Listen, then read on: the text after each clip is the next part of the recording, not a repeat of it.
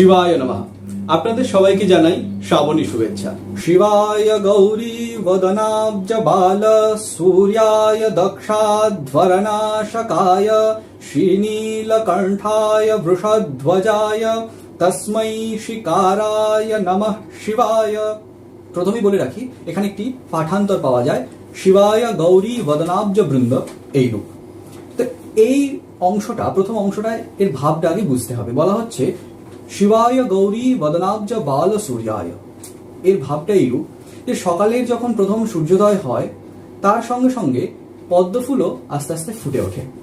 এখানে বলা হচ্ছে গৌরী বদনাব্জ, অব্জ শব্দের অর্থ হচ্ছে পদ্ম, অর্থাৎ মাতা পার্বতীর মুখপদ্ম প্রস্ফুটিত হয়, আনন্দে ভরে ওঠে। কার জন্য? না শিবায় বাল সূর্যায়, শিবায় বাল সূর্যায়, অর্থাৎ নবীন সূর্যরূপ শিবকে দেখে। এরপর বলা হচ্ছে দক্ষাধ্বরনাশকায়, অর্থাৎ দক্ষের যজ্ঞ, অধ্বর শব্দের অর্থ হচ্ছে যজ্ঞ, দক্ষের যজ্ঞ যিনি বিনাশ করেছিলেন, দক্ষাধ্বরনাশকায় শ্রী নীলকণ্ঠায়। আমরা জানি যে দেবাদিদেবের অপর নাম হচ্ছে নীলকণ্ঠ। বিষ পানের ফলে, হলাহল পানের ফলে তার কণ্ঠ নীল হয়ে যায় এবং তার জন্য তার নাম হয় নীলকণ্ঠ। তো শ্রী নীলকণ্ঠায়, সেই যিনি নীলকণ্ঠ তিনি। বৃষধ্বজায়, অর্থাৎ বৃষ ষাঁড় হচ্ছে যার প্রতীক। তস্मै শিকারায় নমঃ শিবায়, আমি সেই শিকার রূপী মহাদেবকে প্রণাম করি। বশিষ্ঠ কুম্ভোদ্ভব গৌতমার্য মুনীন্দ্র দেবার্চিত শেখরায় চন্দ্রার্ক বৈশ্বানরলোচনায় তস্मै ওকারায় নমঃ শিবায়।